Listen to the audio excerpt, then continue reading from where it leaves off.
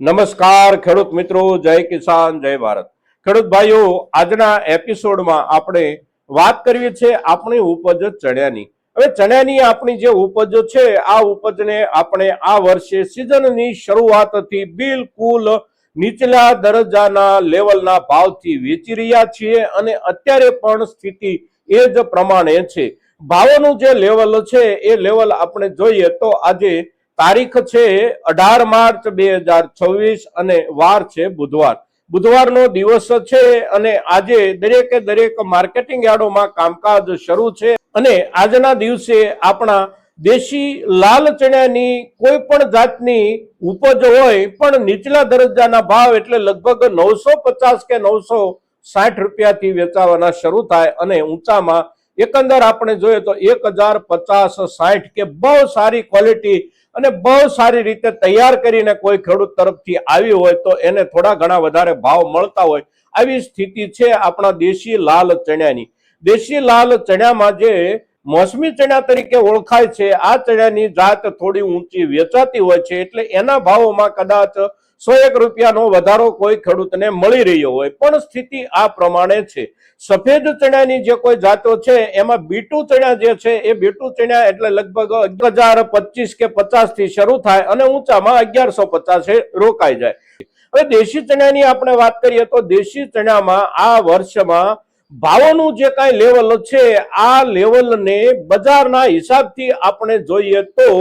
અત્યારે જે કાંઈ માહોલ છે એ માહોલને બનાવવા માટેનો કાર્યક્રમ તો ચણાના વાવેતર પછી તરત જ શરૂ થઈ ગયો હતો અને એ માહોલ એટલે આ વર્ષમાં ચણાનું વાવેતર બહુ મોટા વિસ્તારમાં છે અને બહુ મોટી ઉપજ આવશે. આ પ્રકારનો એક માહોલ તૈયાર કરવાનો જે પ્રયાસ બજાર તરફથી થયો હતો એ પ્રયાસમાં બજારને સફળતા અત્યારે અવશ્ય મળી છે અને બજારની એ સફળતા એટલે આપણા ચણાના નીચામાં નીચા દરજ્જાના ભાવ. બજારને જે સફળતા મળી છે એ સફળતા વાવેતરના આંકડાઓના હિસાબથી આપણે જોઈએ અને એકંદર ઉત્પાદનના જથ્થાના હિસાબના આંકડાથી જોઈએ તો અર્ધ સત્ય છે, સંપૂર્ણપણે સત્ય એ નથી. કારણ કે જે વાવેતર થયું છે એ વાવેતર ગયા વર્ષની સરખામણીમાં અવશ્ય વધ્યું છે,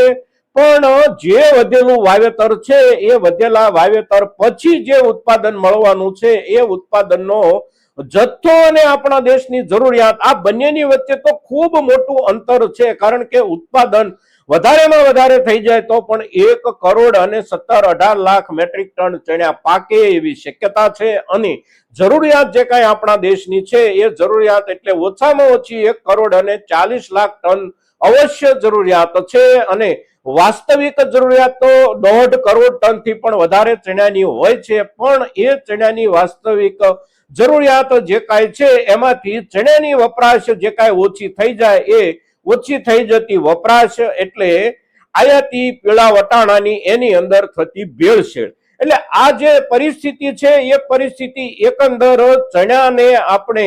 ઉત્પાદન અને વપરાશના હિસાબથી જોઈએ તો અવશ્ય ઘટની જ પરિસ્થિતિ છે, પણ ઘટની પરિસ્થિતિ હોવા છતાં પણ બજારમાં આ ભાવથી જ્યારે આપણે ચણા વેચવા પડે છે ત્યારે સવાલ એક મોટો સૌથી જે ઊભો થાય છે એ સવાલ એ છે કે સરકાર શું કરી રહી છે આ મુદ્દે. તો આવો જ્યારે પણ પ્રસંગ બને, આવી જ્યારે કોઈ પણ ઉપજ ઉપર મોટી ભાવોને લઈને એક આફત આવી હોય ત્યારે સરકારે અવશ્ય આવવું જોઈએ અને સરકાર જેમાં આવી શકે એમ હોય એવી ઉપજ ચણાની આ વર્ષમાં છે. ઘઉંની ઉપજની આપણે વાત કરીએ તો ઘઉંની ઉપજમાં આપણે એવું કહી શકીએ કે સરકાર આપણને બહુ સહયોગ આપી શકે એવી સ્થિતિ સરકારની નથી, પણ ચણાની ઉપજમાં તો સરકાર પૂરેપૂરો સહકાર આપી શકે એવી સ્થિતિ છે અને સરકારે એમએસપી જે નક્કી કરી છે એ એમએસપી એટલે 1175 રૂપિયા અને 1175 રૂપિયાના ભાવથી સરકાર ચણાના વાવેતરના દરેક રાજ્યોના દરેક ખેડૂતના ચણાના ઉત્પાદનને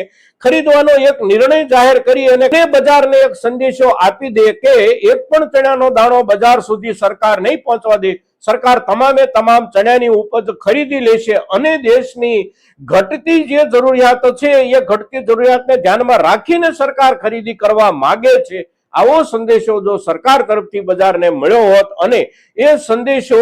બજારને ખરેખર વાસ્તવિક રૂપમાં દેખાય એ પ્રમાણે સરકાર તરફથી ખરીદી શરૂ થઈ હોત તો આ પરિસ્થિતિ ન હોત. આપણા ચણાના ભાવ અવશ્ય એમએસપી ના દરજ્જે તો જળવાઈ જ રહે, પણ સરકારે એવી કોઈ પણ ગંભીર નોંધ ન લીધી આપણા ચણાના નીચલા દરજ્જાના ભાવની, અને પરિણામે આપણે અત્યારે હવે આ ભાવથી ચણા વેચવા પડે એવી સ્થિતિમાં આપણે છીએ. આપણા દેશની જે જરૂરિયાત છે એ જરૂરિયાત અને આપણા દેશની તમામે તમામ ઉપજની વચ્ચેનો જે ગેપ રહી જાય છે એ ગેપને પૂરવા માટે દુનિયાના જુદા જુદા દેશોમાંથી ચણા આયાત કરવા અને સાથે સાથે એમાં ભેળવવા માટે પીળા વટાણા આયાત કરવા, આ જે નીતિ છે એ નીતિ સરકારે અવશ્ય આવા સમય દરમિયાન બદલવી જોઈએ, અને એ નીતિ જો સરકાર બદલે તો જ આવા સમયે આપણને આપણી જે તે ઉપજનો યોગ્ય ભાવ મળી શકે. પણ સરકાર નીતિ બદલવા તૈયાર નથી, અને સરકારને વિદેશી ચણા જે કાંઈ આયાત થઈ રહ્યા હોય એનાથી શું ફાયદો થતો હશે એ સરકાર જાણે. પણ આપણને ખેડૂત સમુદાયને બહુ મોટું નુકસાન જ્યારે થઈ રહ્યું છે ત્યારે હવે આપણે આપણી ચણાની ઉપજ પર આવનારા સમયના હિસાબથી શું વિચારી શકીએ? આવનારા સમયમાં આપણા ચણાના ભાવમાં કોઈ ખાસ સુધારો થઈ શકે કે કેમ? તો એક વાસ્તવિકતા અવશ્ય છે કે ઉપજ ગમે તેટલી વધારે બતાવવામાં આવી રહી હોય પણ એનાથી વધારે ઉપજ આવી શકવાની સંભાવના નથી, અને જરૂરિયાત જે છે એ જરૂરિયાતની નજીક પણ ઉપજનો આંકડો પહોંચી શકે એવી સ્થિતિ જ્યારે નથી ત્યારે એક સમય આ વર્ષમાં પણ અવશ્ય આવશે આપણા ચણાના ભાવના સારામાં સારા લેવલનો. કારણ કે જ્યાંથી આયાતો થઈ રહી છે ત્યાંથી આયાતના જથ્થામાં કોઈને કોઈ રૂપમાં કાપ આવવાની સંભાવનાઓ બનતી હોય છે, અને અત્યારના જે કાંઈ માહોલ છે એ માહોલના આધારે આપણે જોઈએ તો અવશ્ય આયાતી ચણા પણ મોંઘા પડી શકે છે. કારણ કે એક દેશમાંથી બીજા દેશમાં થતા આયાત નિકાસના વેપારો એટલે દરિયાઈ ટ્રાન્સપોર્ટેશનનો ખર્ચ છેલ્લા 15 દિવસ દરમિયાન મોટા પાયે વધી ગયો છે. વીમા પ્રીમિયમમાં પણ વધારા થયા છે, અને એના કારણે ચણાની આયાતના પડતર ભાવ અવશ્ય વધી શકે છે. પડતર ભાવ કેટલા વધી શકે એનો અંતિમ આધાર આ યુદ્ધના અંતિમ પરિણામ ઉપર હોય છે. પણ અત્યારે હવે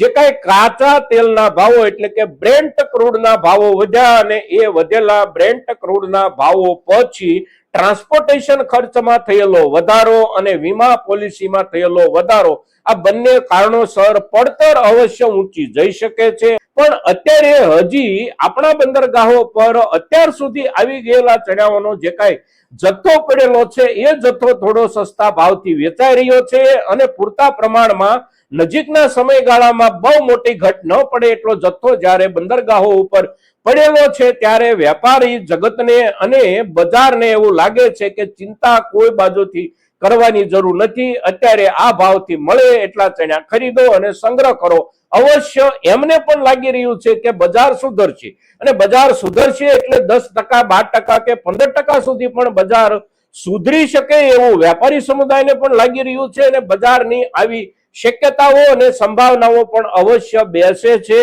આંતરરાષ્ટ્રીય વાતાવરણમાં આવેલો બદલાવ અને એના કારણે એક દેશથી બીજા દેશમાં પહોંચતા માલ પર વધી જતા ખર્ચથી વધી જતી પડતર કિંમત, એટલે આવો ફેરફાર આવવાની સંપૂર્ણ શક્યતા અને સંભાવના છે. પણ એને માટે કેટલોક લાંબો સમય લાગી શકે છે, અને જે લાંબો સમય લાગી શકે તેમ છે એ લાંબા સમય સુધી આપણા ખેડૂત સમુદાયમાંથી મોટા ભાગના લોકો રાહ ન જોઈ શકે એવી આપણી આર્થિક હાલત હોવાના કારણે અત્યારના સમયે આપણે આ ભાવથી ચણા વેચવા પડે એવી પરિસ્થિતિ જ્યારે છે ત્યારે જે કોઈ ખેડૂત મિત્રો આપણા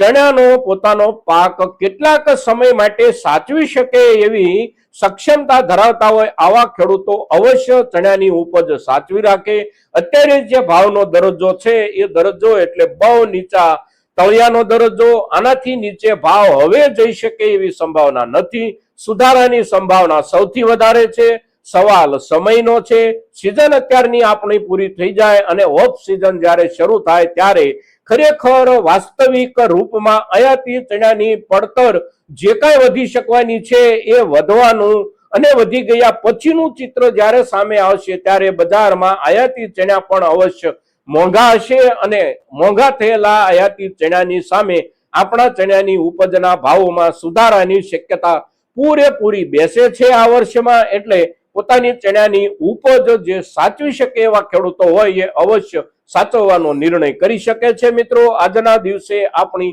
ચણાની ઉપજ પરની વર્તમાન પરિસ્થિતિ સાથે સાથે આવનારા સમયના ચણાના બજાર ભાવના ચિત્રની સંભવિતતાઓ અને શક્યતાઓની આપણે જ્યારે એના સંપૂર્ણ કારણો સાથેની ચર્ચા કરીએ છીએ ત્યારે આપણા દરેકે દરેક ખેડૂત સુધી આપણી આ ચર્ચા પહોંચે એ ખૂબ જરૂરી છે. અને એને માટે આપ સૌના પ્રયાસોની અપેક્ષા સાથે જય કિસાન, જય ભારત.